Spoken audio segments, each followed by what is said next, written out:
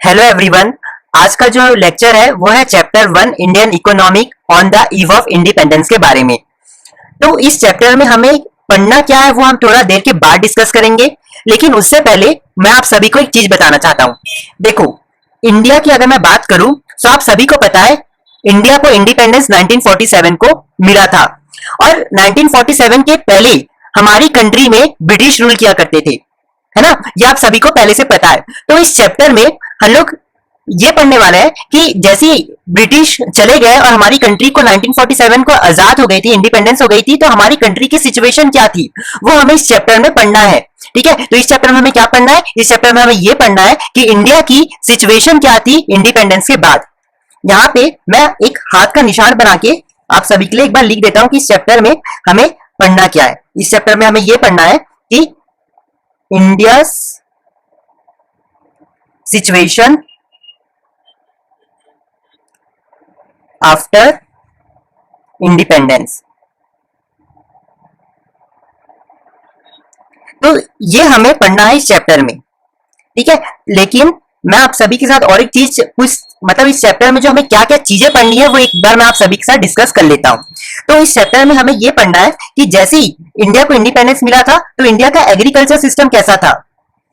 मतलब agriculture sector मतलब आप सभी जानते हैं एग्रीकल्चर मतलब किसान, ठीक है, फार्मिंग से रिलेटेड ये सब चीजें इसके अंदर आती है। तो इंडिपेंडेंस के बाद एग्रीकल्चर सिस्टम कैसा था, क्या हम एग्रीकल्चर सिस्टम हमारा कैसा था, मतलब हम लोग इरिगेशन सिस्टम यूज किया करते थे या फिर नहीं किया करते थे, तो वो सभी चीजें हम लोग डिस्कस करना है कि इंडिपेंडेंस के बाद एग्रीकल्चर का सिस्टम कैसा था। साथ ही साथ हम क्या करेंगे, जैसे हमारी कंट्री को आजादी मिल गई तो 1947 के बाद हमारा इंडस्ट्रियल सेक्टर कैसा था, क्या हम ज्यादा चीजें हाथ से बनाया करते थे या हम लोग मशीन का इस्तेमाल किया करते थे, तो उससे सारी रिलेटेड चीजें वो हम लोग इंडस्ट्रियल सेक्टर में डिस्कस करेंगे। उसके बाद हम लोग ये जानेंगे कि जैसे हमारी कंट्री को इंडिपेंडेंस मिला तो हमारा फॉरेन ट्रेड कैसा था।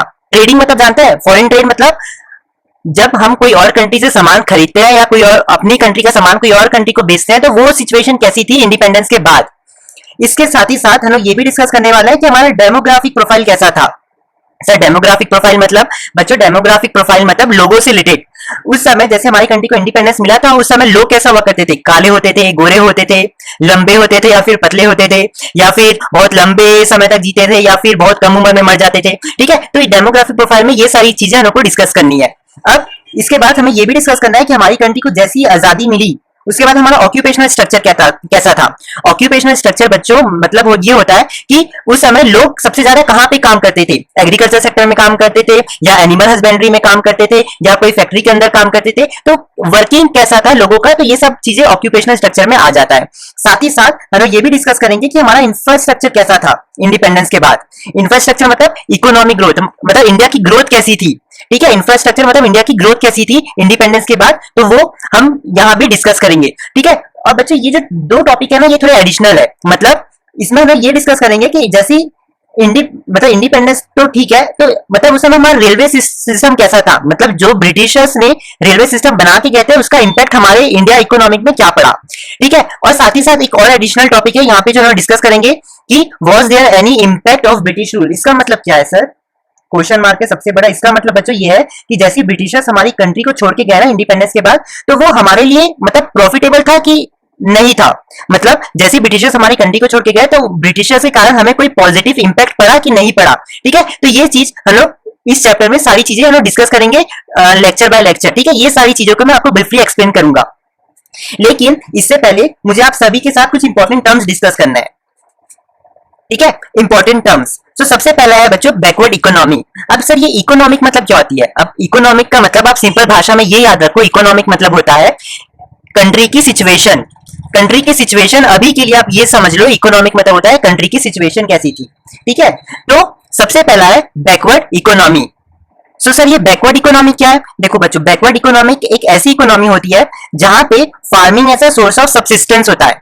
अब देखो आप सब जानते हो ना किसान लोग खेती बाड़ी, है ना, तो फार्मिंग मतलब बच्चों ये सब होता है खेती बाड़ी।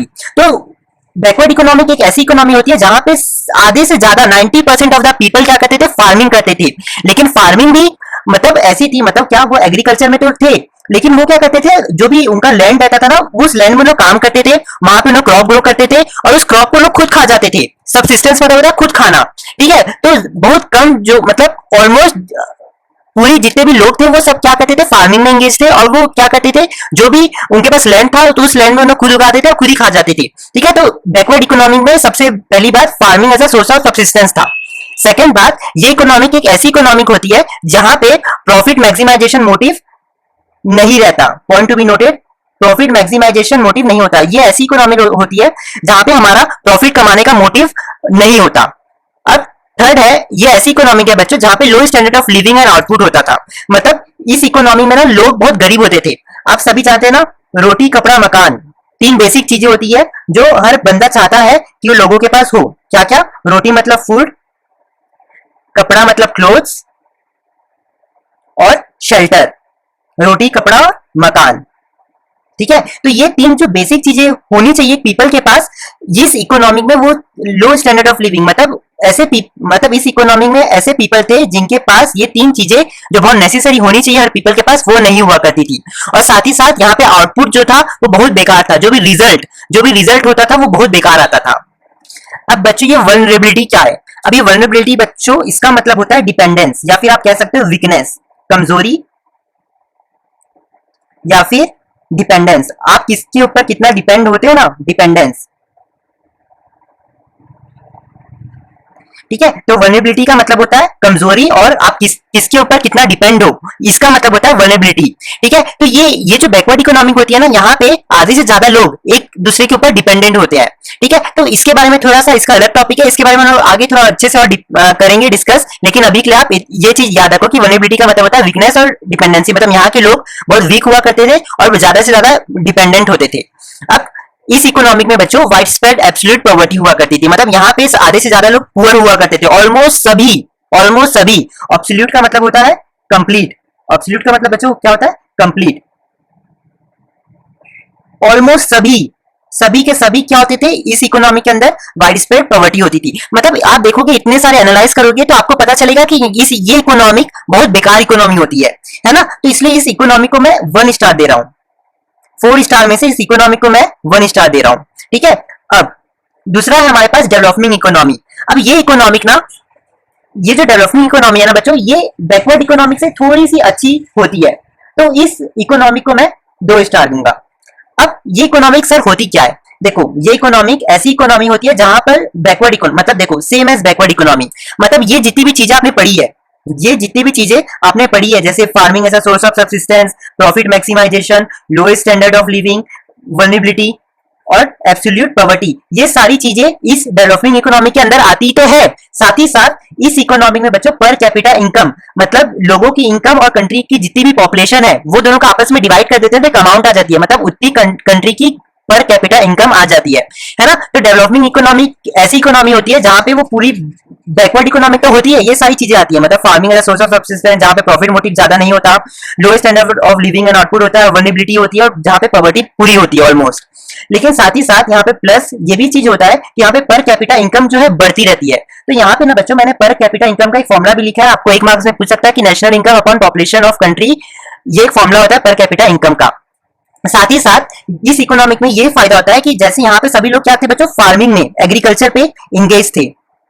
ठीक है, एग्रीकल्चर पे इंगेज थे। लेकिन ये एक ऐसी इकोनॉमी है जहां पे एग्रीकल्चर के साथ ही साथ लोग क्या होने लग गए थे, इंडस्ट्रियल सेक्टर, मतलब इंडस्ट्री लगाना चालू कर दिए थे। ठीक है, तो इसलिए इसको डेवलप इकोनॉमी कहा जाता है कि ये बैकवर्ड से थोड़ी अच्छी इकोनॉमी होती है जहां पे पर कैपिटा इनकम भी इंक्रीज होता है और एग्रीकल्चर सेक्टर से इंडस्ट्रियल सेक्टर में ट्रांसफर हो जाता है। अब सर इसका डेफिनेशन कैसे लिखेंगे? देखो बच्चों, बैकवर्ड इकोनॉमी से कैरेक्टराइज्ड बाय, फिर आप ये सब चीजें डाल देना मीनिंग में।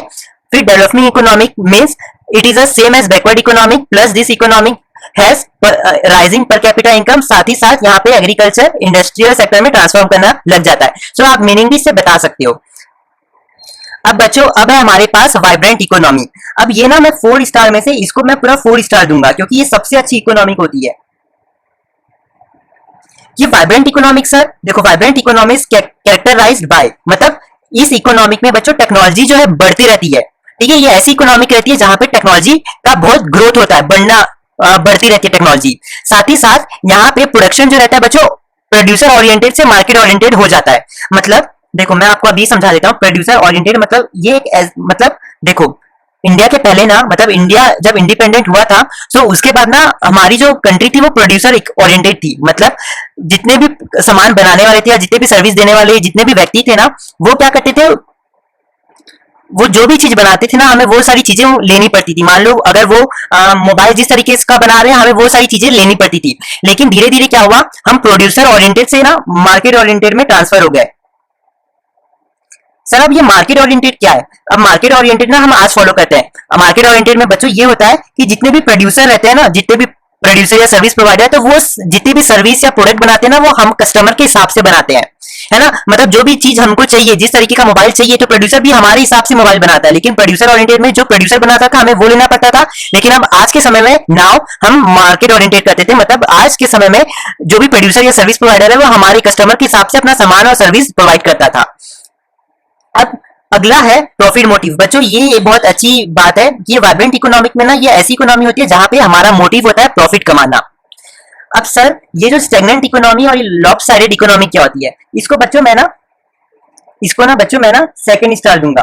और यहाँ पे मुझसे ना थोड़ी गड़बड़ हो गई कि ये जो डेवलपिंग इकोनॉमी है ना बच्चों, ये इसको मुझे 3 इकोनॉमिक देना था, क्योंकि यहाँ पे आपका पर कैपिटा इनकम, साथ ही साथ लोग एग्रीकल्चर से इंडस्ट्रियल सेक्टर में ट्रांसफर होना चालू कर दिए।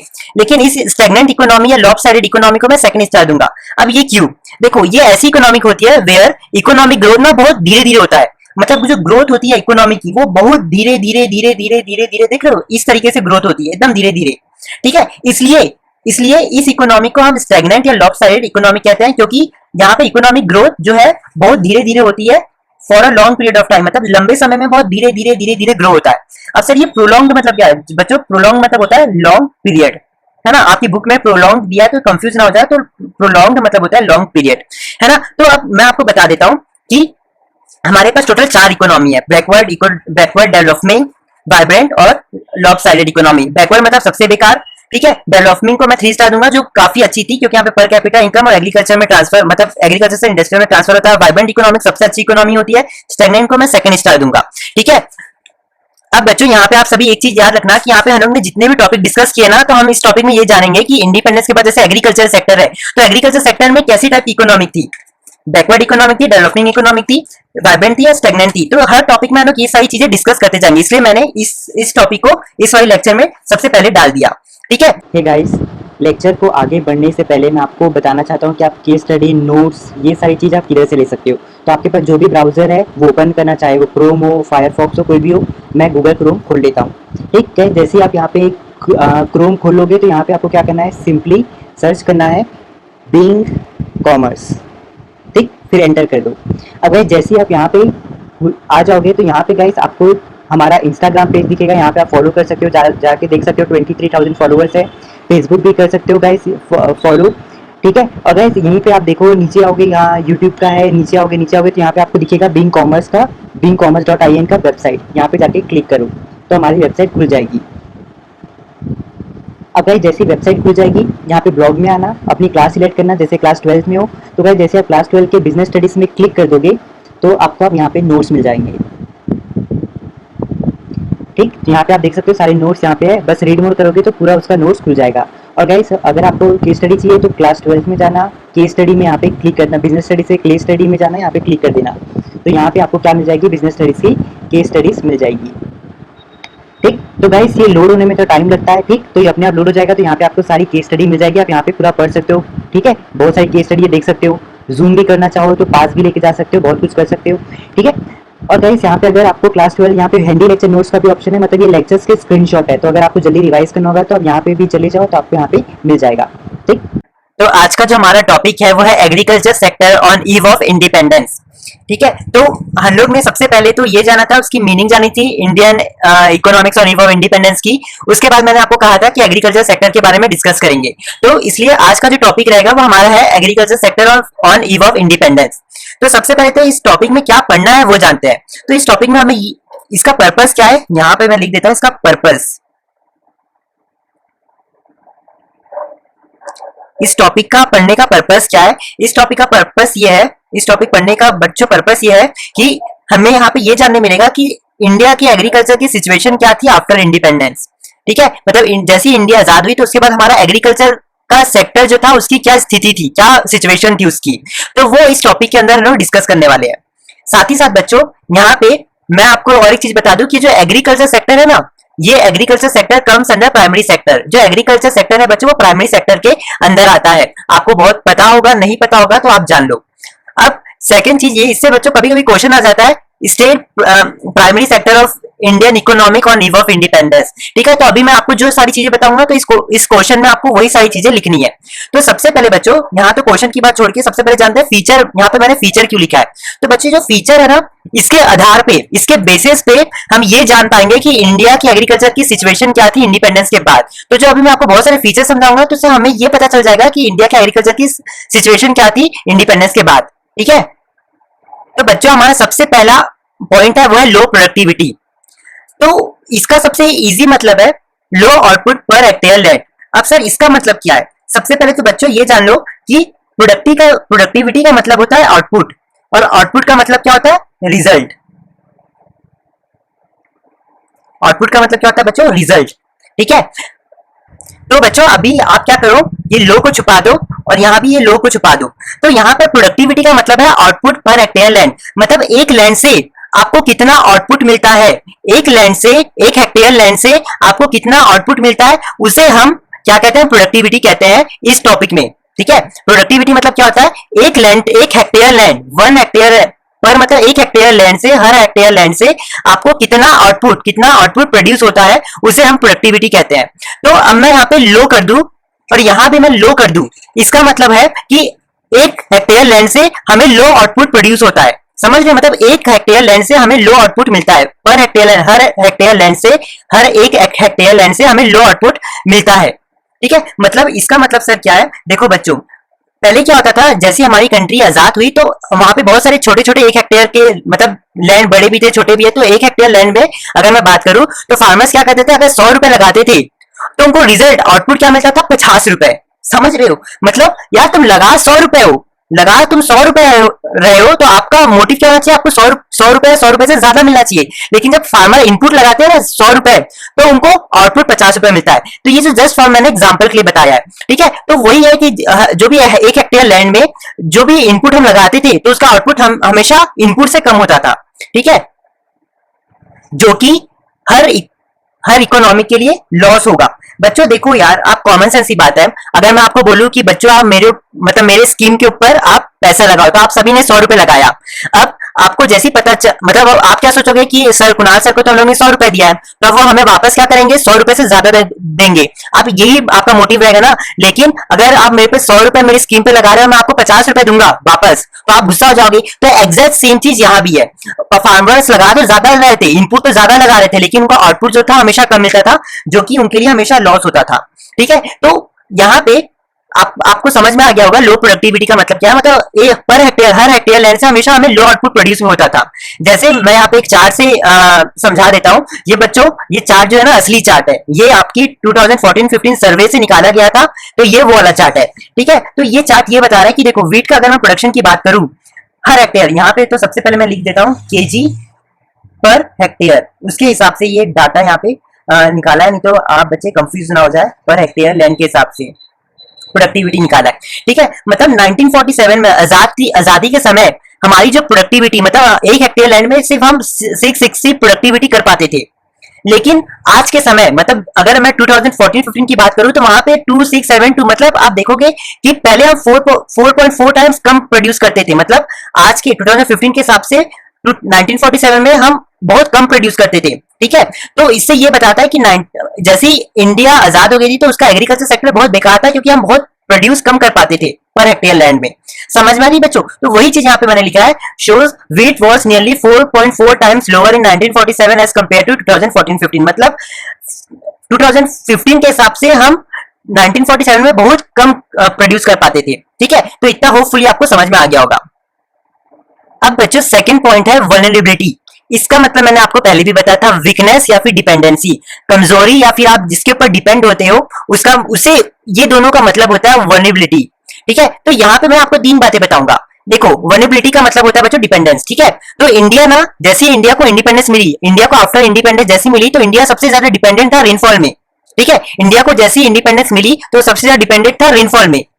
अब ये रेनफॉल में कैसे डिपेंड था, देखो वहां के पीपल का ये कहना था कि जितने मतलब जितनी अच्छी रेनफॉल होगी, जितनी रेनफॉल अच्छी होगी उतना अच्छा आउटपुट हमें मिलेगा, जितनी बेकार रेनफॉल होगी जो उतना कम आउटपुट मिलेगा। मतलब आप देखो ना कहीं पे जो इंडिया था वो रेनफॉल के ऊपर डिपेंड था। वनरेबिलिटी का मतलब क्या था, रेनफॉल डिपेंडेंसी। तो कहीं ना कहीं इंडिया जो था वो हमेशा रेनफॉल पे डिपेंड था। वो कहता था कि अगर अच्छी रेनफॉल हुई मतलब अच्छा आउटपुट, बेकार हुई तो बेकार आउटपुट। और ये एक्चुअली में होता भी था, आधे से ज्यादा तो बेकार मतलब रेनफॉल ही कम होती थी जिसके कारण आउटपुट ही बेकार हो जाता था।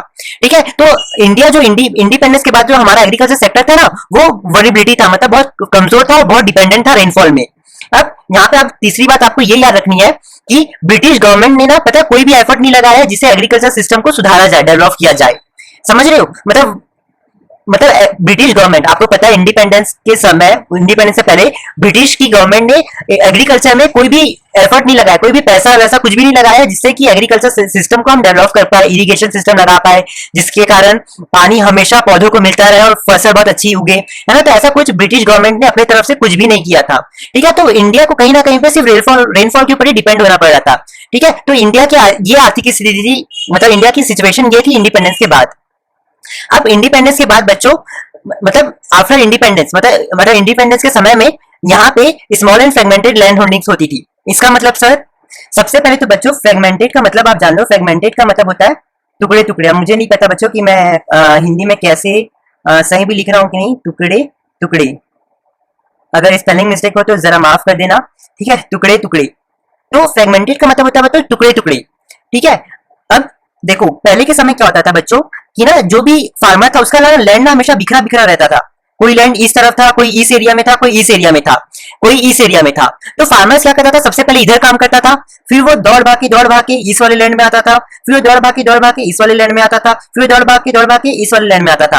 तो कहीं ना कहीं उसको हर लैंड में जाना पड़ रहा था, जिसके कारण ना बच्चों उसकी कॉस्ट, ट्रांसपोर्टेशन कॉस्ट ना ज्यादा आ जाती थी। भाई उसको जाने के लिए खर्चा ज्यादा आ जाता था। अब वो बंदा पहले इस लैंड में आता था, ठीक है, फिर उसके बाद इस लैंड में आता था, फिर इस लैंड में कोई संभालने वाला नहीं था। ठीक है, फिर वो फार्मर इस लैंड से इस लैंड में जाता था, फिर ये दो लैंड को कोई संभालने वाला नहीं था।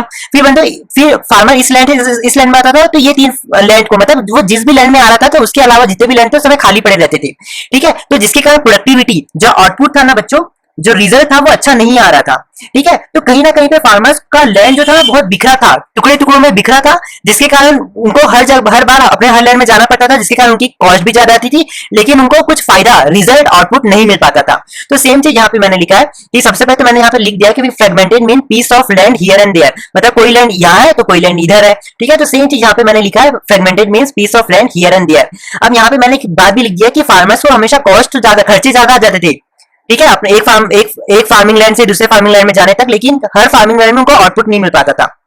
समझ रहे हो, आउटपुट इसलिए नहीं मिल पाता था क्योंकि वो जैसे ही एक लैंड में दूसरी लैंड में जाते थे तो वो एक लैंड उनका बाकी के लैंड खाली पड़ जाते थे। अगर मान लो कि वो इस लैंड में काम करें तो बाकी के 3 खाली पड़ेंगे, अगर वो इस लैंड में खाली काम कर रहे हैं तो बाकी के 3 लैंड खाली पड़े रहेंगे, तो जिसके कारण आउटपुट उन्हें एक अच्छा नहीं मिल पा रहा था। ठीक है, तो ये है small and fragmented land holdings. तो एग्रीकल्चर जैसे इंडिपेंडेंस की, मतलब जैसे हमारी भारत को इंडिपेंडेंस मिला तो ये भी सिचुएशन थी यहाँ पे। अब बच्चों फोर्थ पॉइंट है हमारे पास, gap between owners of soil and tillers of soil. तो बच्चों पहले तो ये दोनों का मतलब जानो, owners of soil and tillers of soil. अब उनसे भी पहले ना सॉइल का मतलब जान लो। सॉइल मतलब होता है बच्चों, यहाँ पे मैं लिख देता हूँ, सॉइल मतलब क्या, लैंड। इसको इकोनॉमिक्स की लैंग्वेज में हम लोग ने ये कहा है, सॉइल मतलब लैंड, एक ही बात है। ठीक है, तो ये चीज आप ध्यान रखना। अब इस पॉइंट का ये मतलब है कि gap between owners of land and tillers of land, मतलब लैंड के मालिक और वहां पे काम करने के फार्मर्स। अब यहाँ पे बच्चों पहले तो सबसे पहले ओनर्स ऑफ सॉइल का मतलब आप जानो। बच्चों ओनर्स ऑफ सॉइल को हम क्या कहते थे, जमींदार कहते थे। मतलब जो भी लैंड का मालिक उसे हम जमींदार कहते थे।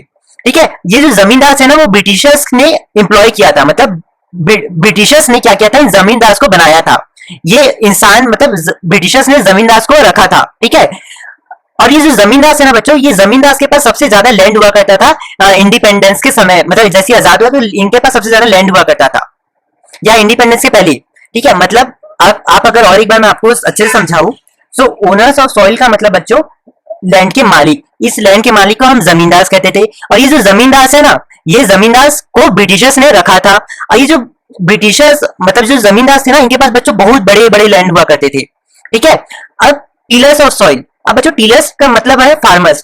इकोनॉमिक्स की लैंग्वेज में हम फार्मर्स को बच्चों टीलर्स कहते हैं। तो ये जो टीलर्स थे ना, ये जो टीलर्स, ये दो टाइप के टीलर्स हुआ करते थे उस समय। एक तो टीलर्स होते थे लैंडलेस टीलर्स या फिर लैंडलेस फार्मर्स, जिन ऐसे फार्मर्स जिनके पास लैंड नहीं हुआ करते थे, उन्हें हम लैंडलेस टीलर्स कहते थे। और एक टीलर्स ऐसे होते थे जिनके पास खुद का लैंड हुआ करता था। ठीक है, तो इस टॉपिक में तो इनकी बात नहीं करना है, हमें इनकी बात करना है। अब देखो इसको मैं इस पॉइंट का मतलब मैं आपको एक स्टोरी से समझाता हूँ। देखो, तो मैं तो सबसे पहले लैंडलेस लेबर की बात करूंगा, लैंडलेस फार्मर्स की बात करूंगा। ठीक है, यहाँ पे लैंड टीलर्स की बात नहीं करना है, सिर्फ लैंडलेस फार्मर्स, लैंडलेस टीलर्स की बात करना है। बच्चों ये जो लैंड है ना, ये लैंड, ये जमींदार है, मतलब ये जो लैंड है ना, ये जमींदार के लैंड है। और ये जमींदार के पास ना बच्चों बहुत बड़े बड़े लैंड हुआ करते थे। तो जिनके भी पास, जो भी फार्मर्स के पास खुद का लैंड नहीं हुआ करते थे ना, वो फार्मर्स क्या करते थे, इन जमींदार के लैंड में काम करते थे। ये फार्मर्स फार्मर्स वर्क अंडर जमींदार, उनके अंडर काम करते थे, क्योंकि इनके पास तो खुद का लैंड नहीं होता था। और जिन जिन फार्मर्स के पास खुद का लैंड होता था ना, तो वो अपनी लैंड से खाना पीना सब कर लेते थे, लेकिन इनके पास तो है नहीं। तो ये क्या करते थे, जमीन, बड़े बड़े जमींदार जिनके पास लैंड हुआ करता था, फार्मिंग लैंड, उस उनके लैंड में वो क्या करते थे, काम करते थे। अब यहाँ पे आपको एक चीज ध्यान रखनी है, ध्यान से सुनना। जैसे इस लैंड में मान लो कि आफ्टर 1 ईयर, आफ्टर 1 ईयर, या फिर 1 महीने के बाद, या फिर 1 वीक के बाद कुछ ना रिजल्ट आता था, कुछ आउटपुट आता था। मैं यहाँ पे बना देता हूं, एक आउटपुट आता था। मतलब फार्मर्स, जो लैंडलेस फार्मर्स थे, वो क्या करते थे, इस लैंड में काम करते थे। तो वो जब काम करते थे ना, तो उससे ना उनको कुछ आउटपुट मिलता था, कुछ पैसे मिलते थे या फिर क्रॉप्स मिलते थे। वो 1 साल में भी मिल सकते हैं, या मंथ में भी मिल सकते हैं, वीक में भी, उनका जो भी सिस्टम फॉलो करते होंगे इनके हिसाब से, लेकिन ना उनको एक आउटपुट मिलता था। तो ये जमींदार क्या करते थे, ये ना बच्चों बहुत बदमाश थे, ये ना बहुत बदमाश थे। देखो बदमाश, ये क्या करते थे, जो भी आउटपुट है उसका, उस आउटपुट का इतना सा हिस्सा, सिर्फ इतना सा हिस्सा वो क्या कर देते थे, सिर्फ लैंडलेस लेबर को दे देते थे। समझ रहे हो, मतलब जो दिन रात जमींदार के लैंड में काम कर रहा है, दिन रात अपना पसीना बहा के एक आउटपुट, इतना सारा आउटपुट निकाल रहा है, उसका जमींदार क्या करते थे, बदमाशी करते थे। वो क्या करते थे, इस आउटपुट का सिर्फ इतना सा हिस्सा वो लैंडलेस लेबर को दे देते थे। और तो सुनो इनकी बदमाशी, और ये जितना भी सारा आउटपुट है ना, जो बच्चा पूरा आउटपुट, ये पूरा आउटपुट वो खुद रख लेते थे। इतने बदमाश थे जमींदार। अब मैं आपको एक चीज बताऊं, ये जो पैसा, जो इतना सा पैसा, जो इतू सा जो पैसा जमींदार जो लैंडलेस लेबर्स को देते थे ना, लैंडलेस फार्मर्स को, इस इतू से पैसे से वो सिर्फ एक दिन का 2 रोटी ही खा सकते थे, सिर्फ एक दिन का 2 रोटी। मतलब दिन भर काम भी कर रहे हैं, अच्छा आउटपुट भी निकाल रहे हैं, और उनको मिल भी इतू सा रहा है, और इतने से पैसे में से वो सिर्फ एक दिन का 2 रोटी ही खा पाते थे। इतनी बेकार सिचुएशन थी जमींदार के कारण। ठीक है, तो इनकी क्या हुआ, गैप दोनों के बीच में बच्चों बहुत बड़ा गैप आ गया। जो रईस था वो और रिच हो गया, जमींदार क्या था और रिच बन गया, और पुअर चला गया। तो ये गैप दोनों के बीच में ना बच्चों, ये गैप जो है बढ़ गया, gap between owners of soil and dealers of soil बढ़ गया। ठीक है, अब मुझे यहाँ पे आपको और एक चीज शेयर करनी है बच्चों, ये जो मेजोरिटी, जो इतना सारा ये जो जमींदार खुद का पैसा ये ले लेते थे ना, खुद का पैसा इतना सारा अपने पास रख लेते थे। ठीक है, तो ये इतने सारे पैसे का क्या करते थे, वो इतने सारे पैसे का ना, उस इतने सारे जो पैसा है, ये क्या करते थे, एग्रीकल्चर में इन्वेस्ट नहीं करते थे, एग्रीकल्चर में इन्वेस्ट नहीं करते थे, जिसके कारण एग्रीकल्चर ग्रोथ स्लो होने लग गया। मतलब ये बच्चों जमींदार को क्या करना चाहिए था, इनके पास इतना सारा पैसा है, तो इनको क्या करना चाहिए, अपने फार्मिंग लैंड में कुछ इरिगेशन सिस्टम लगाना चाहिए, कुछ लगाना चाहिए। लेकिन ये ऐसा कुछ भी नहीं करते, ये ना एग्रीकल्चर में कोई इन्वेस्ट नहीं करते, जिसके कारण एग्रीकल्चर ग्रोथ क्या हो गया, बहुत कम कम बढ़ने लग गया, बहुत कम बढ़ने लग गया। उल्टा ये जमींदार पता है बदमाशी क्या करते थे, ये जमींदार से ना पता है बदमाशी क्या करते थे, ये तो सबसे पहले फार्मर्स को तो बेचारे, फार्मर जो है ना, इनको तो बच्चों रुला देते थे, रुला देते थे। और क्या करते थे, इतना जो भर के पैसा है ना, उस पैसे को अपनी लाइफ लग्जरियस, अपनी लग्जरियस लाइफ में उड़ा देते थे। मतलब दिन रात वो क्या करते थे, पैसों का मौज करते थे, और फार्मर्स को रुला देते थे। ना वो क्या कर रहे हैं, फार्मर्स को खुश रख रहे हैं, ना एग्रीकल्चर में इन्वेस्ट करके एग्रीकल्चर को बढ़ा रहे हैं। उल्टा एग्रीकल्चर में कोई इन्वेस्ट करते नहीं थे, जिसके कारण एग्रीकल्चर की जो ग्रोथ थी ना, वो स्लो हो गई। ठीक है, तो आप ना इन चारों पॉइंट को आप जब कंक्लूड करोगे, इन चारों पॉइंट का जब आप रिजल्ट देखोगे, तो हमें ये पता चलेगा, हमें ये कंक्लूड कर सकते हैं कि जो एग्रीकल्चर आफ्टर इंडिपेंडेंस, मतलब एग्रीकल्चर के बाद हमारा जो, मतलब एग्रीकल्चर इंडिपेंडेंस के बाद जो हमारा एग्रीकल्चर सिस्टम था ना बच्चों, वो क्या था, सबसे पहले तो बैकवर्ड इकोनॉमिक था, backward economy, secondly stagnant economy था। अब बच्चों ये आपको तभी समझ में आएगा कि मैं बैकवर्ड इकोनॉमी, स्टेगनेंट इकोनॉमी, अगर आपने मेरी पिछली वाली लेक्चर्स देखी हो प्लीज वो जाके देख लेना, नहीं तो ये आपको समझ में नहीं आने वाला। अब आप सभी मुझसे ये क्वेश्चन पूछे होंगे कि सर आपको इन फीचर्स को देख के ऐसे कैसे पता चल गया कि उस समय बैकवर्ड इकोनॉमिक थी और स्टेगनेंट इकोनॉमिक थी? क्योंकि बच्चों यहाँ पे आप एक चीज देखोगे कि हमें, अगर मैं पहली वाली फीचर्स की बात करूं, देखो पहले वाले फीचर में हमें क्या था, लो आउटपुट मिल रहा था। ठीक है, यहाँ पे आप बस लिखते जाओ, ब्लू पेन से लिखता हूं मैं, यहाँ पे हमें लो आउटपुट मिल रहा था पहले फीचर से। ठीक है, सेकंड फीचर से हमें क्या मिल रहा था कि बहुत ज्यादा डिपेंडेंसी थी। ठीक है, वर्नेबिलिटी पॉइंट। साथ ही साथ हमें तीसरे पॉइंट से यही मिल रहा था कि कॉस्ट ज्यादा लगती थी लेकिन आउटपुट जो था वापस लो आउटपुट मिल रहा था। सेम चीज है। ठीक है, और फोर्थ पॉइंट में आप देखोगे कि फार्मर्स क्या करते थे, पूरा पैसा अपने पास रख लेते थे और उस पैसे को वो अपनी लग्जरियस लाइफ में उड़ा देते थे, मौज करते थे। लेकिन वो, उन्हें क्या करना था, एग्रीकल्चर में पैसे लगाना चाहिए था, लेकिन वो ऐसा करते नहीं थे। वो एग्रीकल्चर में कुछ भी पैसा इन्वेस्ट नहीं करते थे, जिसके कारण एग्रीकल्चर की ग्रोथ क्या थी, स्लो हो गई थी। ग्रोथ स्लो हो गई थी। ठीक है, तो इसके कारण ये बैकवर्ड स्टेगनेंट इकोनॉमी है। अब मैं आपको एक फीचर दिखाता हूं, कमाल की बात। यहाँ पे मैंने आपको समझाया था कि स्टेगनेंट इकोनॉमी मतलब बैकवर्ड इकोनॉमी में, देखो बैकवर्ड इकोनॉमी में क्या होता है, लो स्टैंडर्ड आउटपुट। ये देखो लो आउटपुट हमें मिल रहा है, लो आउटपुट यहाँ भी मिल रहा है, यहाँ भी मिल रहा है, प्लस यहाँ पे वर्नेबिलिटी, वीकनेस और डिपेंडेंसी, हम क्या थे, रेनफॉल में सबसे डिपेंडेंस थे, इसलिए हमें इसे बैकवर्ड इकोनॉमी कहा है। और यहाँ पे अगर मैं स्टेगनेंट की बात करूँ तो स्टेगनेंट का आप देखोगे इसका लो मतलब इकोनॉमिक ग्रोथ थी वो क्या हो रही थी, लो हो रही थी। ठीक है, तो वही ग्रोथ जो थी स्लो हो रही थी। That's why agriculture on eve of independence, independence के बाद हमारा जो एग्रीकल्चर सिस्टम था वो बैकवर्ड था और स्टेगनेंट इकोनॉमिक था। ठीक है, तो बच्चों ये बातें थी जो मुझे आपसे डिस्कस करनी थी। अब आपको क्या करना है, ये सारी चीजें नोट डाउन करनी है। अब बच्चों यहाँ पे याद रखना कि जैसे आप नोट डाउन करोगे ना, तो आप ये सारी चीजें नोट करो, लेकिन इसे मत करना।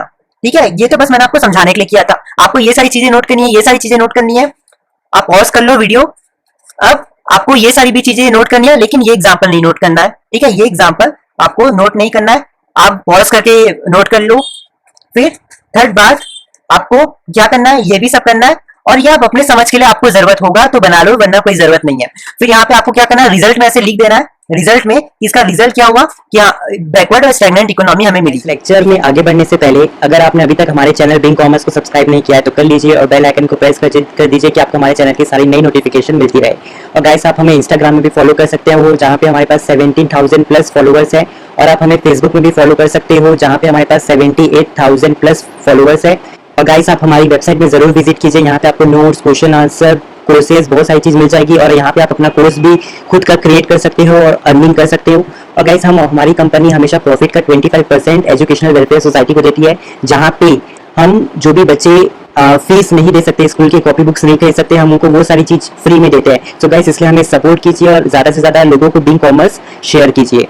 तो चलिए अब हम आगे बढ़ते हैं लेक्चर की ओर। या causes of backwardness and stagnation of Indian agriculture during British rule. So इससे पहले इसकी पिछली वाली लेक्चर्स देख लेना, सब पार्ट्स आपको इस प्लेलिस्ट में मिल जाएगी। ठीक है, तो सबसे पहला है फैक्टर्स, मतलब ऐसे कौन कौन से कारण, या फिर कॉजेस भी मतलब है बच्चों कारण। ठीक है, कारण क्या था कि इंडियन इकोनॉमी ब्रिटिश रूल के समय बैकवर्ड और स्टैग्नेशन इकोनॉमिक हुआ करती थी। ब्रिटिश रूल के समय ऐसे कौन कौन से कारण थे जिसके कारण हमारी इकोनॉमी बैकवर्डनेस और स्टैग्नेशन इकोनॉमिक थी, जो वही चीज मैंने यहाँ पे लिखी है। ऐसे कौन कौन से कारण थे जो दिखाते थे कि इंडिया इंडिपेंडेंस के बाद या फिर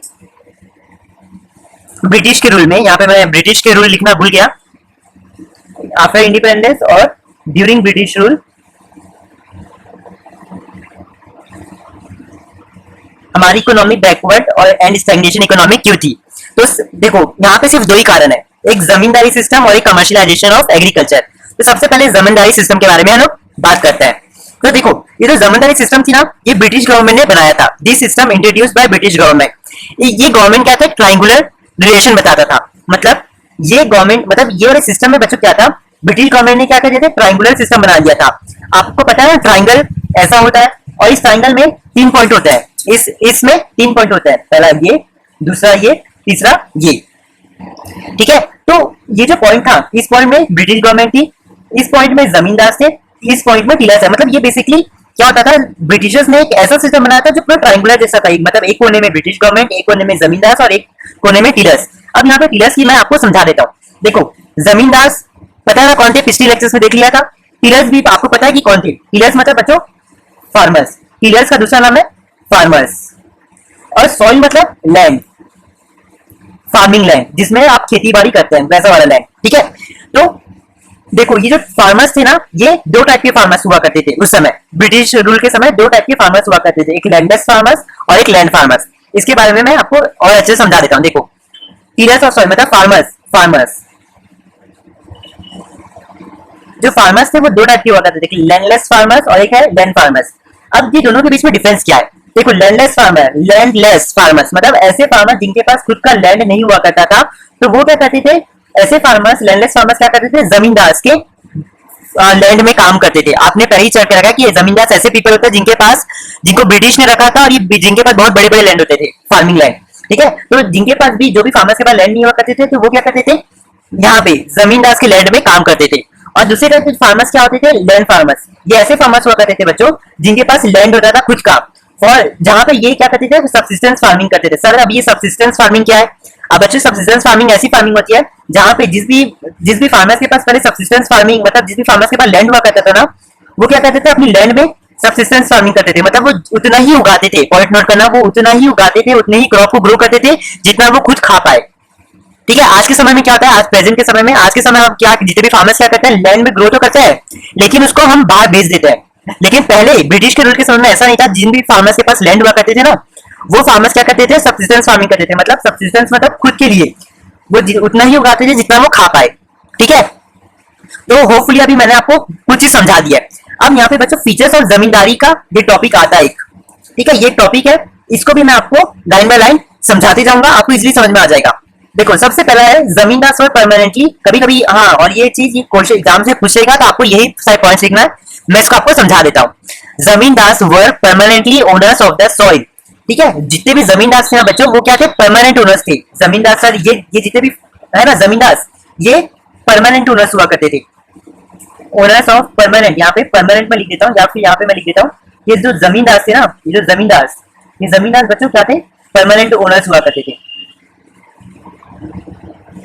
permanent owners of soil, soil मतलब लैंड, ठीक है। तो ये क्या होते थे, परमानेंट ओनर्स ऑफ सॉइल हुआ करते थे, और इनको ब्रिटिश ने रखा था और इनको कोई हटा नहीं सकता था। अब सेकंड पॉइंट है, zamindar has to pay fix sum to the government, ठीक है। अब मैं इसका भी मतलब आप सभी के साथ शेयर कर दूं। ये जितने भी जमींदार थे ना, जितने भी जमींदार वाले थे, इनको ब्रिटिश गवर्नमेंट को हमेशा फिक्स अमाउंट देना पड़ता था, फिक्स सम, कुछ पैसे उनको हमेशा देना पड़ता था, ठीक है। सेकंड पॉइंट ये जमींदारी सिस्टम का। Third point, exploitation of tillers by जमींदार। ये जो भी जमींदार थे ना, ये जमींदार ये क्या करते थे, फार्मर्स को, ये क्या करते थे बच्चों, ये दोनों फार्मर्स को, कोई भी हो, चाहे लैंडलेस फार्मर्स हो या लैंड फार्मर्स को, ये क्या करते, जमींदार क्या करते थे, ये दोनों फार्मर्स को बहुत परेशान करते थे। एक्सप्लॉइट मतलब होता है बच्चों परेशान करना, परेशान करना या फिर बर्बाद करना, ठीक है। तो एक्सप्लॉइटेशन ऑफ टीलर्स बाय जमींदार मतलब टीलर्स मतलब जमींदार क्या करते थे, टीलर्स को एक्सप्लॉइट करते थे, परेशान करते थे, उनको बर्बाद करते थे। तो जब भी ये इनको फार्मर्स को एक्सप्लॉइट करते थे ना, तो देख रहे हो कितना मुस्कुरा रहा है, अरे बाप रे, इसकी स्माइल देख रहे हो आप। और ये बेचारे फार्मर्स इनको इतना परेशान करते हैं कि बेचारे क्या करते हैं बच्चों, उदास होकर रोना चालू कर देते हैं। समझ रहे हो, मतलब इतना एक्सप्लॉइट कर दे देते हैं इनको, ठीक है। तो ये थर्ड पॉइंट था। तो जमींदार का थर्ड फीचर भी आपने समझ में आ गया। अब फोर्थ है, rate of land frequently leased by जमींदार, ठीक है। अब बच्चों इसका ये मतलब है कि ये जो भी लैंड फार्मर्स थे ना, जिनके पास लैंड हुआ करते थे, तो जमींदार क्या करते थे, इनसे रेंट लिया करते थे। मतलब ये जितने भी जिनके जो भी फार्मर्स के पास लैंड हुआ करता था ना, उनको जमींदार को ना एक रेंट देना पड़ता था, या फिर एक रेट ऑफ लैंड देना पड़ता था, या फिर लैंड का टैक्स देना पड़ता था, जो भी समझ लो। तो कंपलसरी था, जो भी फार्मर के पास लैंड होता था उसको कंपलसरी था कि जमींदार के पैसा देना था, ठीक है। अब यहाँ पे ये जमींदार क्या करते थे बच्चों, rate of land frequently raised, मतलब ये जमींदार क्या करते थे, इन मतलब जो भी ये फार्मर्स लैंड देते ना, वो उस लैंड को बढ़ा देते थे, हमेशा क्या करते थे, बढ़ा देते थे, ठीक है। तो ये है फोर्थ फीचर। और फिफ्थ फीचर बच्चों ये है, tillers were unable to pay high rates lead to their evasion. अब इसका मतलब क्या है, देखो जैसे टैक्स बढ़ा देती थी ना, जो भी लैंड जिनके पास भी लैंड है उसका टैक्स बढ़ा देते थे। तो ये जो बंदे हैं ये बेचारे फार्मर्स ना बच्चों उस समय के बहुत गरीब हुआ करते थे। तो गरीब होते थे ना, तो ये जितना रेट ऑफ टैक्स बढ़ा देते थे ना वो पैसे दे नहीं पाते थे जमींदार को। तो जमींदार के पास पता है क्या राइट थी? अब जमींदार के पास ये राइट थी कि tillers were reduce to the state, sorry यहाँ पे मैं यहाँ पे इसका मतलब तो बताना ही भूल गया। देखो पता है आपको पास अगर कोई भी जिसके उस समय जिसके पास भी लैंड थे और वो रेट ऑफ लैंड नहीं दे पाते थे तो जमींदार पता है क्या करते थे? अब इसका मतलब है इवेशन का मतलब, इसका मतलब होता है कि जिसके पास जो भी चीज है उसको उस चीज से भगा देना, उससे वो चीज ले लेना, इसका मतलब है एविएशन। ठीक है, तो जो भी मतलब जमींदार जैसी जो भी लैंड फार्मर्स थे अगर वो पैसा नहीं दे पाते थे तो वो बोलते थे अब ये तुम अपनी लैंड में काम नहीं कर सकते, तुम अपनी लैंड से भागो। और वो जमींदार क्या कर देते थे? उनका लैंड वो खुद रख लेते थे, कॉन्फिस्केट कर लेते थे। ठीक है, तो इस पॉइंट का अगर आप मतलब देखो, tillers were unable to pay high rate lead to their evasion, मतलब अगर जो भी फार्मर्स टीलर्स जो भी टीलर्स है अगर वो नहीं दे पाते थे तो उनको अपना लैंड छोड़ के जाना पड़ता था, वो लैंड जमींदार ले लेते थे। Tillers were reduce to the status of landless labourers या टीलर्स। देखो अब बच्चों कॉमन सेंस की बात है, ये ऐसे फार्मर्स थे जिनके पास लैंड नहीं हुआ करते थे। अब बच्चों जैसे इनसे छीन लिया जाता था, जैसे ऐसे वाले जिनके पास लैंड थे और उनसे लैंड छीन लिया जाता था तो ये ऑटोमेटिकली क्या बन जाते थे? लैंडलेस फार्मर्स बन जाते थे, है ना। तो इनका मतलब स्टेटस जो पहले पहले था, मतलब इसका स्टेटस क्या था? इनका स्टेटस ये था कि इनके पास खुद का लैंड हुआ करता था, लेकिन इनसे जैसे लैंड छीन लिया जाता था अगर ये रेट ऑफ टैक्स नहीं दे पाते थे तो ये ऑटोमेटिकली क्या बन जाते थे? ये लैंडलेस फार्मर्स बन जाते थे। तो वही लिखा है यहाँ पे, tillers were reduce to the status of landless labour, मतलब जिनके लैंड से बिना लैंड में। ठीक है, समझ गए? ठीक है, अब बच्चों इसका रिजल्ट क्या हुआ? इतना सब जमींदार ने किया इन फार्मर्स के साथ, इतने सारे फीचर्स पढ़े, तो इसका रिजल्ट क्या निकला? तो इसका ये रिजल्ट निकला बच्चों कि टीलर्स वर लिटिल वेजेस, मतलब इसका मतलब समझते हैं। देखो जो भी ये वाले जो फार्मर्स है ना ये जमींदार के लैंड में काम करते थे। ठीक है, यहाँ पे मैं लिख देता हूं वर्क अंडर जमीन दास। ठीक है, ये जमींदार के अंदर काम करते थे अंडर। तो ये जो जमींदार थे ना ये इन लेबर को बहुत कम वेजेस देते थे। वेजेस मतलब बच्चा पैसा, पैसा में बहुत कम देते थे। तो वही लिखा है कि डीलर्स विद लिटिल वेजेस, मतलब उनको बहुत कम पैसा मिलता था, जिसके कारण जितने भी फार्मर्स है, जितने भी ये लेबर्स है, ये क्या हो जाते थे? फ्रस्ट्रेट हो जाते थे, जिसके कारण वो क्या कर देते थे? एग्रीकल्चर का काम कम कर देते थे।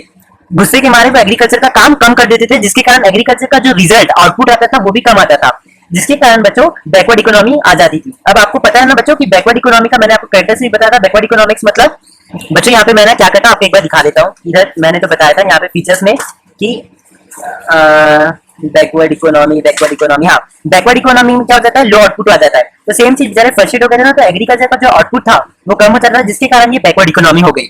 सेकंड कॉन्सिक्वेंस रिजल्ट क्या आया कि जो भी जमींदार जिनके पास बहुत सारा पैसा होता था वो क्या करते थे? एग्रीकल्चर में इन्वेस्ट नहीं करते थे, एग्रीकल्चर में ये पैसे को यूज नहीं करते थे, जिसके कारण एग्रीकल्चर की ग्रोथ जो है कम हो गई। अब एग्रीकल्चर की ग्रोथ बच्चों जब कम होने लगती है ना तो हम इसे क्या कहते हैं बच्चों? स्टैग्नेंट इकोनॉमी कहते हैं, जो कि मैंने आपको पहले ही बता चुका है। ठीक है, अब बच्चों यहाँ पे क्वेश्चन यहाँ पे मैंने लिख दिया है सब्सिस्टेंस फार्मिंग, मतलब यहाँ पे वही चीज मैंने लिख दिया है, सब produce crop for self consumption. मतलब ऐसे इस फार्मिंग का ये मतलब होता है कि जो भी फार्मर्स थे वो कोई भी क्रॉप को इसलिए ग्रो करते थे कि वो खुद खा पाए with a little surplus for marketing. मतलब ये जो फार्मर्स थे ना बच्चों ये क्या करते थे? बेसिकली जितने भी क्रॉप ग्रो करते थे ना खुद के खाने के लिए करते थे, लेकिन उसमें भी थोड़ा बहुत बच जाता था, बहुत थोड़ा बहुत, और ये बहुत कम केस था जिसमें बचता था वो जो बचता था उसको वो बाहर बेच देते थे। लेकिन अदरवाइज 99% ये होता था कि वो जितने भी फार्मिंग करते थे ना वो खुद जितने भी क्रॉप ग्रो करते थे खुद ही खा जाते थे। ठीक है, अब सर ये एगोनी का मतलब क्या है? देखो बच्चों एगोनी एक ऐसी सिचुएशन है, देखो जब ब्रिटिश का रूल चला था बच्चों तो बस एक एग्रीकल्चर ही था, वो सब इंडस्ट्री नहीं थी कि अगर आपका एग्रीकल्चर में चला नहीं तो आप सीए कर लो या फिर आप कोई इंडस्ट्री के अंदर काम कर लो, ये सब होता ही नहीं था। जैसे बेचारे कोई भी फार्मर के पास जैसे लैंड नहीं होता था बेचारे को कुछ नहीं करना पड़ता, झक मार के लैंडलेस लेबर बन जाता था और सीधा सीधा जमींदार के अंदर काम करता था।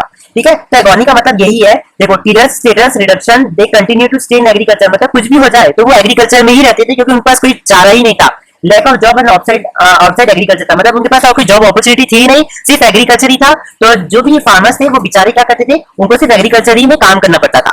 ठीक है, तो एगोनी का मतलब ये होता है। अब यहाँ पे सेकंड है बच्चों फोर्स कमर्शियलाइजेशन ऑफ एग्रीकल्चर। अब सेकंड पॉइंट का बहुत इंपॉर्टेंट है, ये भी आप देखना, फोर्स कमर्शियलाइजेशन ऑफ एग्रीकल्चर। देखो सबसे पहले तो बच्चों ये कमर्शियलाइजेशन का मतलब होता है बच्चों, कमर्शियलाइजेशन का मैं मतलब बताऊं तो पैसा, मतलब प्रॉफिट मोटिव। और इससे पहले मैं आपको ये बताऊं तो मैं आपको यहाँ पे बता देता हूँ। देखो सब्सिस्टेंस फार्मिंग और कमर्शियल फार्मिंग में सबसे पहले क्या डिफरेंस होता है।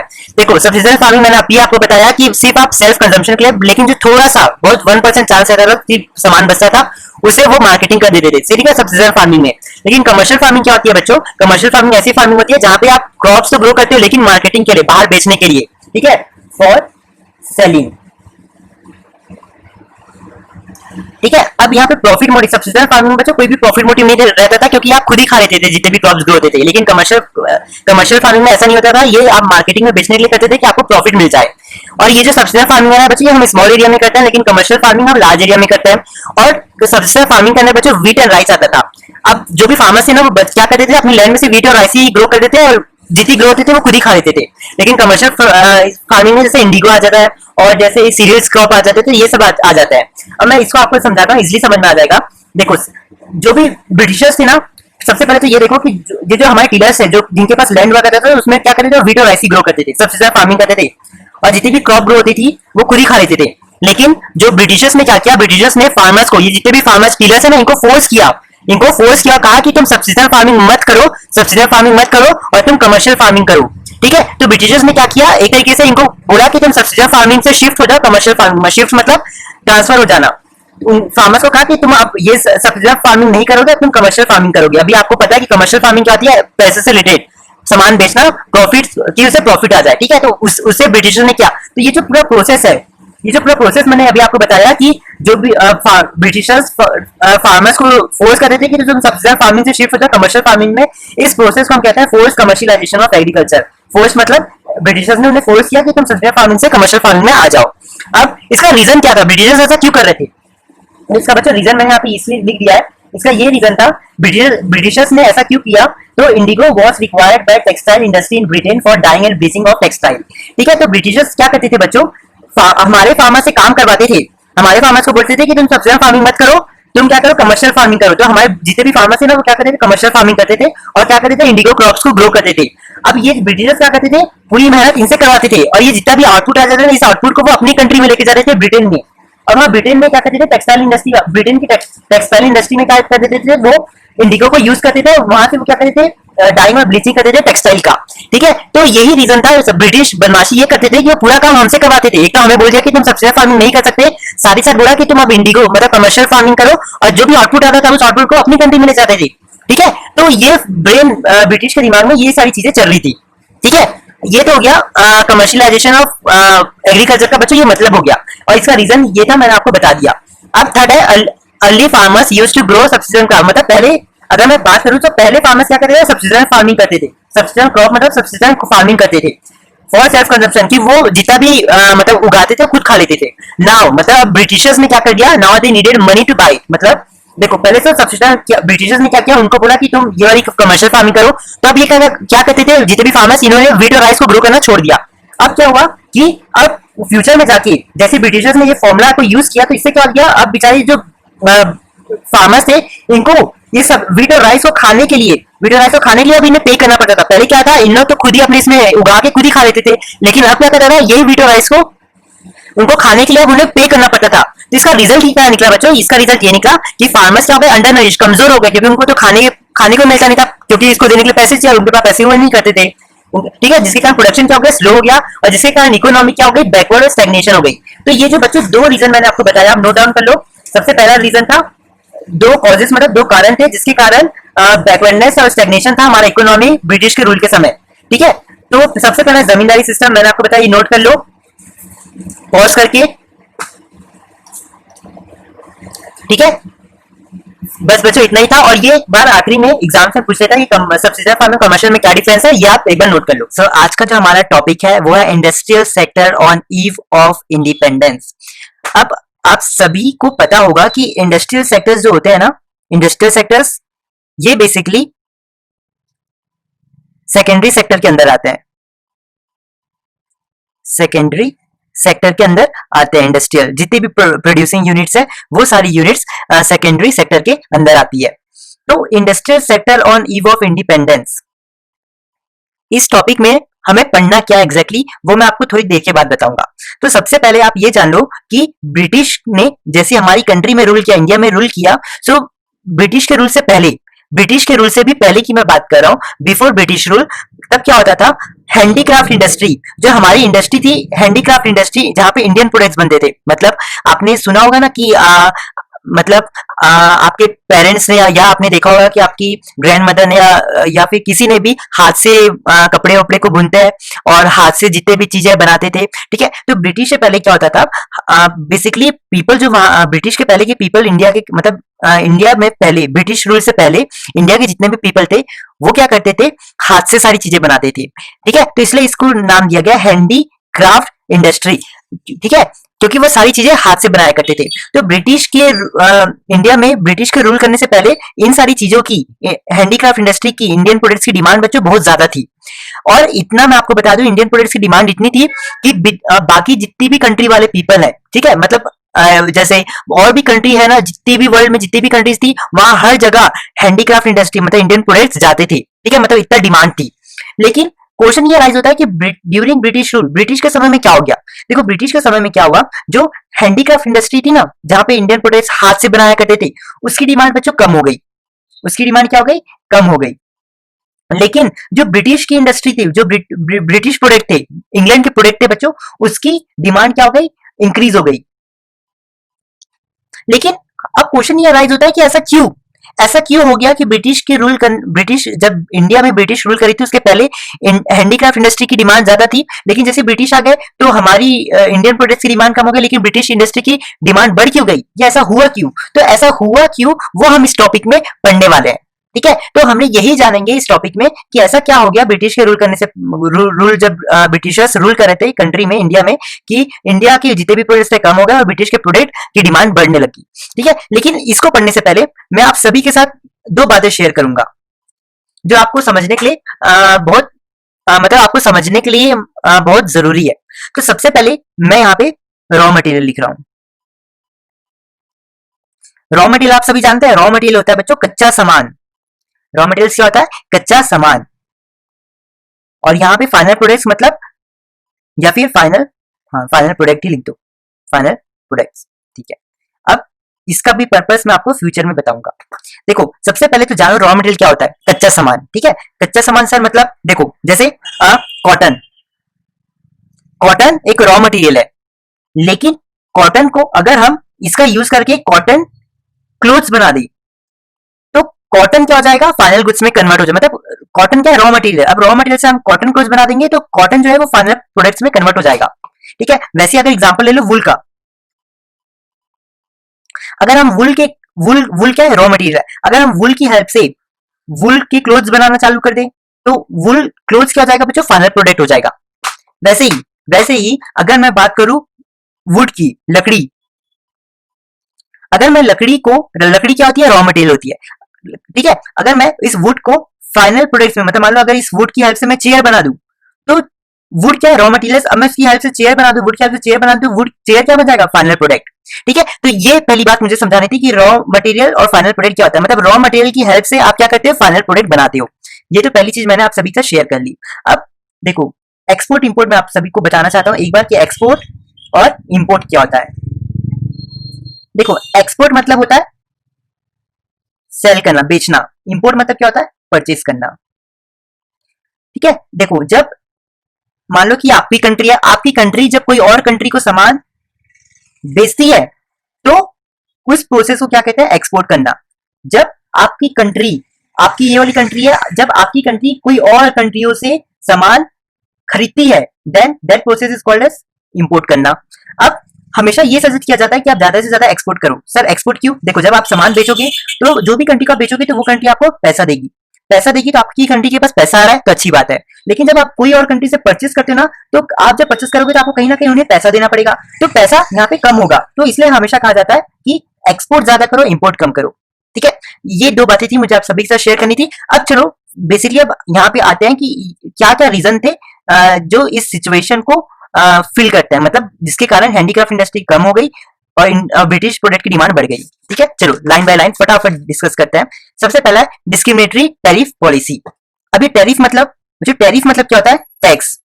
टैरिफ मतलब टैक्स, ठीक है। तो होता क्या था, ब्रिटिशर्स ने क्या किया था, जब ब्रिटिश रूल कर रहे थे तो वो क्या कर रहे थे, इंडिया का रॉ मटेरियल, इंडिया का रॉ मटेरियल अपनी कंट्री में लेके तो जा रहे थे। और ये मैंने आपको बताया अच्छी बात है, एक्सपोर्ट कर रहे हैं तो अच्छी बात है। लेकिन यहाँ पे देखो ब्रिटिशर्स क्या करते थे, हमारी कंट्री का रॉ मटेरियल जो हमारी कंट्री में यूज होना चाहिए था, उस रॉ मटेरियल को वो अपनी कंट्री में लेके जाते हैं। चलो ठीक है, लेके भी जाते हैं, कोई दिक्कत नहीं है, लेकिन लेके जा रहे हैं वो भी फ्री में, कोई टैक्स नहीं पे कर रहे हैं। मैं आपको एक चीज बता दूं कि जब भी कोई भी कंट्री जब कोई और कंट्री को सामान एक्सपोर्ट करते हैं तभी उस कंट्री को टैक्स पे करना पड़ता है, जब कोई कंट्री से सामान आता है तभी उस कंट्री को टैक्स पे करना पड़ता है। ठीक है, तो आप समझ रहे हो, जब वो हमारी कंट्री से सामान भी लेके जा रहे हैं, रॉ मटेरियल लेके जा रहे हैं, जो कि रॉ मटेरियल हमारी कंट्री का यूज होना चाहिए था, हमारी कंट्री में उसकी हेल्प से फाइनल प्रोडक्ट में कन्वर्ट होना चाहिए था, उस रॉ मटेरियल को वो अपनी कंट्री में लेके जा रहे हैं और हमारी कंट्री को उसका पैसा भी नहीं दे रहे हैं। ठीक है, और देखो, और क्या करते थे, हमारी कंट्री से रॉ मटेरियल लेके जाते थे और उस रॉ मटेरियल को वो क्या करते थे, फाइनल प्रोडक्ट में कन्वर्ट करके वो हमारी कंट्री में बेचते थे। समझ रहे लॉजिकल, मतलब हमारी कंट्री का रॉ मटेरियल वो अपनी कंट्री में लेके जा रहे हैं, वो भी फ्री में, इसके बदले पैसा भी नहीं है कि पैसा दे रहे हैं। हम अगर एक्सपोर्ट करते हैं तो हम क्या करते हैं, बाहर की कंट्री हमें पैसा देगी, पैसा भी नहीं दे रहे हैं, फ्री में लेके जा रहे हैं हमारा रॉ मटेरियल और उसको फाइनल प्रोडक्ट में कन्वर्ट करके हमारी कंट्री में हमारा ही सामान, हमारे रॉ मटेरियल का बना हुआ सामान हमको ही बेच रहे हैं। ठीक है, तो डिस्क्रिमिनेटरी टैरिफ पॉलिसी में सबसे पहली चीज ये है। सेकंड चीज, यहाँ पे क्या होता है, देखो इंडिया की जो भी हैंडीक्राफ्ट इंडस्ट्री है ना, इंडिया की हैंडीक्राफ्ट इंडस्ट्री, वो क्या करते थे, ब्रिटिशर्स क्या करते थे, मान लो कि जितने भी हमारे ये है प्रोड्यूसर्स जो हाथ से बनाते थे सामान, वो क्या करते थे, वो चाहते थे कि वो अपना सामान बाहर की कंट्री में बेचे, क्योंकि होता क्या था, ब्रिटिश के रूल के पहले वो ऐसा ही करते थे, जितने भी इंडिया के बनाने वाले थे वो बाहर की कंट्री को बेचते थे। लेकिन ब्रिटिशर्स ने क्या कर दिया ऐसा, ब्रिटिशर्स ने बच्चों क्या किया, ब्रिटिशर्स ने इनको प्रोड्यूसर्स को बोला कि अगर तुम्हें अपना इंडियन हैंडीक्राफ्ट जो हाथ से बना हुआ सामान अगर तुमको बाहर की कंट्री को बेचना है ना, तो उसके लिए तुम्हें टैक्स पे करना पड़ेगा। और वो टैक्स बच्चों बहुत हाई होता था। ब्रिटिशर्स क्या करते थे, जानबूझ के करते थे, वो इतना टैक्स हाई कर देते थे कि ये प्रोड्यूसर्स पे कर ना पाए। अब इससे होता क्या था, जब वो पे ही नहीं कर पाते टैक्स, तो वो अपना सामान बाहर बेच नहीं पाएंगे। अब बाहर नहीं बेच पाएंगे तो इंडियन प्रोडक्ट इंडस्ट्री की डिमांड जो है कम हो जाएगी। और वो क्या करते थे, देखो हमारा तो रॉ मटेरियल लेके जाते थे और हमारा सामान हमको बेचते थे, तो कहीं ना कहीं उनकी जो इंडस्ट्री थी, ब्रिटेन प्रोडक्ट मतलब ब्रिटेन इंडस्ट्री का जो सामान था, इंग्लैंड प्रोडक्ट, वो क्या हो गया, बढ़ने लग गया। ठीक है, तो ये डिस्क्रिमिनेटरी टैरिफ पॉलिसी बच्चों, ये दो पॉलिसी होती है। ठीक है, अब next point, disappearance of princely courts. देखो दिस प्रिंसली मतलब बच्चों होता है किंग क्वीन, आप सब जानते हो ना, किंग क्वीन वो सबका जमाना, मतलब ब्रिटिश रूल के भी पहले का जमाना। ठीक है, तो किंग, हमारी जो इंडिया के किंग क्वीन, वो क्या, वो मतलब क्या करते थे, जो भी इंडियन के हैंडीक्राफ्ट इंडस्ट्री का जो भी इंडियन प्रोडक्ट है ना, वो बाहर बेचते थे, वो एग्री करते थे। लेकिन जैसे ब्रिटिश का रूल आ गया, तो ब्रिटिशर्स ने क्या किया, ये जितने भी किंग क्वीन है ना, इन सबको हटा दिया, है ना, ये सबको हटा दिया ब्रिटिशर्स ने। अब क्या हो गया, ब्रिटिश का रूल आ गया, तो कहीं ना कहीं ब्रिटिशर्स के कारण वो फोर्स करते थे कि इंडियन इंडस्ट्री का सामान बाहर नहीं जाए, जिसके कारण उसका डिमांड कम हो गया और ब्रिटिश इंडस्ट्री का मतलब ब्रिटिशर्स प्रोडक्ट का डिमांड बढ़ गया।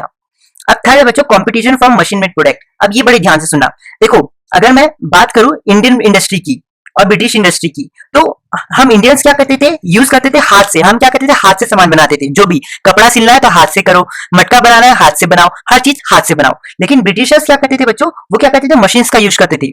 अब वो जब मशीन्स का यूज करते थे ना, तो कहीं ना कहीं उनको सस्ता पड़ जाता था। जब आप मशीन, कभी भी आप देखना, जब आप हाथ से बना लो और मशीन से बना लो, आपको खर्चा ना मशीन में ज्यादा कम आएगा, लेकिन जब आप हाथ से बनाओगे तो आपको खर्चा जरूर ज्यादा आएगा। ठीक है, तो हो क्या रहा था, जब ब्रिटिश की इंडस्ट्री क्या करती थी, मशीन का यूज करती थी, तो उनको कॉस्ट कम लगती थी।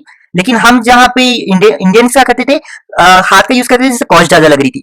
वैसे मशीन का जब ब्रिटिश लोग इस्तेमाल करते थे, उनकी क्वालिटी बहुत अच्छी होती थी। हाँ एग्जैक्टली, जब आप मशीन का यूज करते हैं ना बच्चों, तो वहां पे क्वालिटी जो होती है वो बहुत अच्छी होती है, बहुत अच्छी होती है। ठीक है, क्योंकि मशीन क्या है, उनको एक बार प्रोग्राम दे दो, वो अपने आप हर चीज को एकदम परफेक्टली बनाते जाती है, तो क्वालिटी कहीं ना कहीं बहुत अच्छी होती है। लेकिन जब इंडियन इंडस्ट्री जब हाथ से बनाती थी ना, तो उसे क्वालिटी नहीं आ पाती थी, बनता तो था लेकिन क्वालिटी नहीं आती थी। अब मशीन से यूज कर रहे हो, तो मशीन से जब आप यूज कर रहे हो ना, तो आपका टाइम जो है बच्चों बहुत बचता है। लेकिन जब हाथ से आप बनाते हो ना, तो उसका टाइम जो है बहुत लग जाता है। तो कहीं ना कहीं जो था ना, ये सारी जितने भी चीजें हैं, कॉस्ट कम लगना, क्वालिटी ज्यादा लगना, टाइम कम लगना, इसके कारण जो ब्रिटिश की इंडस्ट्री का प्रोडक्ट है वो बढ़ गया। और जहां पे हमारा देखो, इस ब्रिटिश के प्रोडक्ट्स अगर आप कंपेयर करोगे तो तीनों में हमारे इसमें घाटा है। तो कहीं ना कहीं हमारा इंडियन हैंडीक्राफ्ट इंडस्ट्री जो था ना, वो कम होने लग गया। कॉस्ट मतलब एक्सपेंसेस, घाटी। ठीक है, तो ये है competition for machine made product का मतलब। जब हम ब्रिटिश इंडस्ट्री और अपना जो प्रोडक्ट को मतलब दोनों के बीच को कंपेयर कर रहे थे, तो हमें ये पता चला कि ब्रिटिश के इंडस्ट्री का प्रोडक्ट बहुत अच्छा है, तो लोग क्या करने लगे, ज्यादा से ज्यादा ब्रिटिश का प्रोडक्ट लेने लगे। ठीक है, और इंडियन का प्रोडक्ट कम कर दिए। अब फोर्थ पॉइंट है न्यू पैटर्न ऑफ डिमांड। अब तो बच्चों ये बहुत अच्छा चीज है। देखो इंडियंस जो थे ना, वो क्या थे, पहले ब्रिटिश के रूल से पहले हम लोग साड़ी बहुत पहनते थे, लड़के लोग साड़ी बहुत पहनते थे, और लड़के लोग जो कुर्ता होता है ये ज्यादा पहनते थे। लेकिन जैसे ब्रिटिशर्स आ गए ना, तो उनकी जो कपड़े अपड़े, उनका जो रहन सहन था ना, वो कहीं ना इंडियंस को भी अच्छा लगने लगा। तो इंडियंस को अच्छा लगने लगा, तो वो इंडियंस क्या करने लगे, कहीं ना कहीं ब्रिटिश की लाइफस्टाइल, ब्रिटिशर्स जो रहन सहन करते थे, उनकी जो लाइफ स्टाइल थी, कहीं ना कहीं इंडियंस भी उससे क्या हो गए थे, बहुत आकर्षित हो गए थे। तो इंडियंस भी क्या करने लगे, उनके जैसा बनने लग गए। तो कहीं ना कहीं इंडियंस भी क्या करने लगे, उनके जैसा बनने लगे। तो जिसके कारण इंडियन प्रोडक्ट जैसे साड़ी वाड़ी ये सब का डिमांड कहीं ना कहीं पे कम होने लग गया। और कभी कभी तो ऐसा भी कहने लगा कि कम भी नहीं, इंडियन प्रोडक्ट्स की मतलब इंडियन इंडस्ट्री की ऐसी सिचुएशन आ गई कि इंडियन इंडस्ट्री पेरिश होने की कंडीशन में आ गई। पेरिश मतलब होना, मतलब खत्म होना। ठीक है, इंडियन इंडस्ट्री खत्म होने की सिचुएशन में आ गई थी। और ब्रिटिश की प्रोडक्ट क्या होने लगे थे, बढ़ने लगे थे, क्योंकि ब्रिटिश का प्रोडक्ट कहीं ना कहीं पे इंडियंस को बहुत अच्छा लग रहा था। तो इंडियंस क्या करने लगे, अपने आप को अडॉप्ट वेस्टर्न स्टाइल, मतलब अपने आप को एक ब्रिटिश के वेस्टर्न स्टाइल में अपने आप को देखना पसंद कर रहे थे। इसलिए वो कहीं ना कहीं ब्रिटिश के प्रोडक्ट की डिमांड बढ़ा दी और इंडियन प्रोडक्ट की डिमांड कम कर दी है। अब है आखिरी में introduction of railway in India. अब इसका जो ब्रिटिशर्स ने क्या किया, हमारे लिए रेलवे लाया। अब तो आप कहोगे कि सर रेलवे लाया तो बहुत अच्छा किया, लेकिन बच्चों यहाँ पे याद रखना, ब्रिटिशर्स ने रेलवे इसके लिए नहीं लाया कि हम इंडियंस आराम से घूमेंगे और बेचारे जितने भी इंडियंस है जो जिनको अलग अलग जगह जाना है वो आराम से इजिली चले जाए और कंफर्टेबली चले जाए, वैसा उनका पर्पस नहीं था। वो रेलवे लाए तो लाए, लेकिन अपने खुद सेल्फ इंटरेस्ट के लिए लाए, अपने खुद के लिए लाए, हमारे इंडियंस के लिए नहीं लाए। अब उनका पर्पस क्या था रेलवे लाने का, उनका पर्पस ये था widen British product market in India. वो बच्चों रेलवे का लाइन ना हर जगह उन्होंने बिछा दिया। जैसे मैं ये इंडिया है, थोड़ा कार्टून टाइप का है, पर ये क्या किया, रेलवे की पूरी पटरी ना हर जगह बिछा दी। अब क्या था, अब वो अपना जो प्रोडक्ट है ना वो इस रेलवे में डालते थे, और अपना सामान रेलवे के थ्रू सब जगह इंडिया के हर हर कोने में बेचते थे, है ना। तो उसका कहीं भी ब्रिटिशर्स का ये पर्पस नहीं था कि हमारे कंफर्टेबल के लिए रेलवे लाए। उनका ये पर्पस था कि वो कैसे अपना सामान पूरे इंडिया में हर जगह बेच पाए। ठीक है, तो introduction of railway in India, तो कहीं ना कहीं जो उनका सामान था ना वो हर जगह बिकते जा रहा था। तो कहीं ना कहीं ये वाली सिचुएशन क्रिएट हो रही थी कि ब्रिटिश का प्रोडक्ट की डिमांड बढ़ने लगी और इंडियन प्रोडक्ट की डिमांड कम होने लगी। तो बच्चों यही सारे रीजंस थे जो मैंने आप सभी के साथ डिस्कस किए। एग्जाम्स में से रिलेटेड क्वेश्चन भी पूछा जाता है। ठीक है, जैसे मैं एक बार डिस्कस कर लेता हूं आप सभी के साथ। What was two fold motive of systematic deindustrialisation. बच्चों ये सिस्टमेटिक डी इंडस्ट्रियलाइजेशन क्या है, मतलब सिस्टमेटिक डी इंडस्ट्रियलाइजेशन का मतलब यह है कि इंडिया की इंडस्ट्री का सिचुएशन पोजीशन क्या था। ठीक है, तो ब्रिटिशर का सबसे मेन मोटिव क्या था, ब्रिटिशर का सबसे मेन मोटिव ये था कि वो इंडिया का रॉ मटेरियल अपनी कंट्री में लेके जाए, जिसके कारण क्या हो रहा था, कहीं ना कहीं हमारे इंडिया की वेल्थ, मतलब जो देखो कोई भी इंडिया की वेल्थ मतलब इंडिया के पास जो सबसे ज्यादा है, वेल्थ मतलब जो सबसे ज्यादा है। ठीक है, तो कहीं ना कहीं ब्रिटिशर्स क्या कर रहे थे, एक्सप्लॉइट इंडिया वेल्थ, मतलब वो कहीं ना कहीं जो हमारे पास रॉ मटेरियल भर के पड़ा है ना, वो कहीं ना कहीं उसको अपनी कंट्री में लेके कहीं ना कहीं इंडिया को गरीब करना चाह रहे थे रॉ मटेरियल लेके जाके। ठीक है, और सेकंड पॉइंट है एक्सप्लॉइट इंडिया पोटेंशियल मार्केट। देखो आपने रीजन पढ़ा तो कहीं ना कहीं आपने यही जाना ना कि ब्रिटिशर्स क्या कर रहे थे, हमारा जो इंडिया का मार्केट था, जो पहले हम बाहर भी बेचते थे, बेच नहीं कर पा रहे थे क्योंकि टैक्स आया, रेलवे रखा दिया, कहीं ना कहीं वो चाह रहे थे कि हमारा जो इंडिया का मार्केट है वो क्या हो जाए, एक्सप्लॉइट हो जाए। सेकंड बात, why traditionally handicraft industry ruled British under British rule. और अगर कहीं ना कहीं जीबी क्वेश्चन पूछ सकता है कि how would you support the view that destruction of handicraft in India considered with industrial revolution in Great Britain. और या फिर आपको पूछ दे what was the state of a secondary sector. Secondary state sector का मतलब देखो, सेकेंडरी स्टेट का मतलब मैंने बताया इंडस्ट्रियल सेक्टर, बच्चों सेकेंडरी सेक्टर के अंदर आता है। तो कहीं ना कहीं आपको ये तीनों क्वेश्चन में और भी आ सकता है, लेकिन यहाँ पे मैंने जो आते हैं वो लिखा है, और इसके सारे आंसर जो मैंने अभी आपको एक्सप्लेन किया वही सब आपको लिखना है। ठीक है, तो चलो बच्चों आज के लिए इतना ही। चलो bye, enjoy, take care, cheers.